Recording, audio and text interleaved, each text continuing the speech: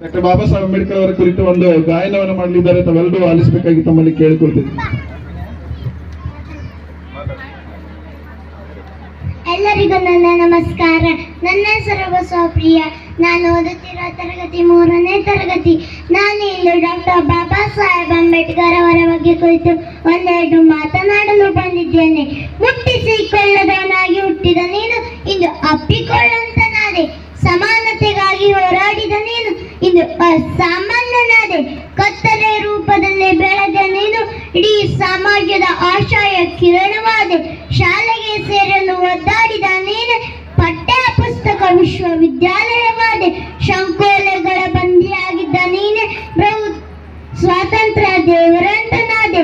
ಅಸ್ತಿತ್ವ ಇಲ್ಲದವನಾಗಿದ್ದ ನೀನೆ ದೇಶದ ಸಂವಿಧಾನ ಕರ್ತನೋಡೆ ಆದೆ. ಇವರೇ ನೋಡಿ ನಮ್ಮ ಡಾಕ್ಟರ್ ಬಾಬಾ ಸಾಹೇಬ್ ಅಂಬೇಡ್ಕರ್ ಅವರು. ಅವರಿಗಿದು ನನ್ನ ಕೋಟಿ ಕೋಟಿ ನಮನ.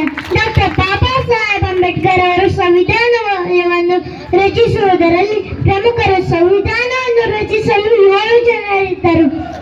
ಆ 7 ಜನರಲ್ಲಿ ಇನ್ನೊಬ್ಬರು ಬೇರೆ ದೇಶಕ್ಕೆ ಅಮೆರಿಕಕ್ಕೆ ಹೋದರು. ಇನ್ನೊಬ್ಬರು ಮರಣವನ್ನು ಹೊಂದಿದ್ದರು. ಮತ್ತೆ ಇನ್ನೊಬ್ಬರು ನಮಗೆ ಈ ಕೆಲಸ ಬೇಡ ಎಂದು ಸ್ವಾತಂತ್ರ್ಯ ಚಳವಳಿಯಲ್ಲಿ ಸೇರಿಕೊಂಡರು.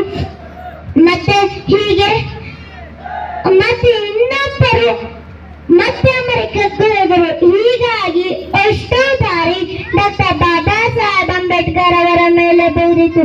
ಇದಕ್ಕಾಗಿ ಅವರು ಸಂವಿಧಾನವನ್ನು ತಾವೊಬ್ಬನೇ ಕೂಡಿ ಆ ಸಂವಿಧಾನವನ್ನೇ ರಚಿಸಿದರು. ಮತ್ತೆ ನಮ್ಮ ಭಾರತ ದೇಶದ ಸಂವಿಧಾನದಲ್ಲಿ ಏಕತೆ, ಭ್ರಾತೃತ್ವ, ಸ್ವಾತಂತ್ರ್ಯ, ಸೋದರತ್ವ ಮತ್ತು ಸಮಾನತೆ ಎಂಬುವ ಪ್ರಮುಖ ಮೌಲ್ಯಗಳಿವೆ. ಸಂವಿಧಾನ ಸತ್ತವರ ಬಗ್ಗೆ ಚರಿತ್ರೆ ಅಲ್ಲ, ಅದು ಒಂದು ಜನರ ಬದುಕು ಕಟ್ಟುವ ಮಹಾನ್ ಗ್ರಂಥ. ನಮ್ಮ ಭಾರತದ ಸಂವಿಧಾನದಲ್ಲಿ ಸತ್ಯ ಮತ್ತು ಅಹಿಂಸೆ ಸಂವಿಧಾನದ ಅಡಿಪಾಯಗಳಾಗಿವೆ. ಕೋಟಿತರು ನಿನಗೆ ಕೈ ಮುಗಿದು ಒಟ್ಟು ಕೇಳುತ್ತಾರೆ, ಅಂದರೆ ಆ ಒಟ್ಟಿಗೆ ಬೆಲೆ ಕಟ್ಟಲಾಗದು. ಸಂವಿಧಾನವನ್ನು ರಕ್ಷಿಸೋಣ, ಪ್ರಜಾಪ್ರಭುತ್ವವನ್ನು ಉಳಿಸೋಣ. ಪ್ರಬುದ್ಧ ಭಾರತ ನಮ್ಮ ಕೈಯಲ್ಲಿ. ದೇಶದಲ್ಲಿರಲಿ ಸಾಮರಸ್ಯದ ಒಗ್ಗಟ್ಟು, ಅದೇ ನಮ್ಮ ಪ್ರಗತಿ ಒಗ್ಗಟ್ಟು. ವಂದನೆ ಸಲ್ಲಿಸುವ ಅಮರ ವೀರರಿಗೆ, ಧನ್ಯವಾದ ತಿಳಿಸುವ ಅವಕಾಶ ನೀಡಿದವರಿಗೆ, ಮಾತನಾಡಲು ಅವಕಾಶ ಕೊಟ್ಟಿದ್ದಕ್ಕಾಗಿ ತಮಗೆಲ್ಲರಿಗೂ ಹೃದಯಪೂರ್ವಕ ಧನ್ಯವಾದ. ಹೇಳಷ್ಟು ಬಹಳ ಇದೆ.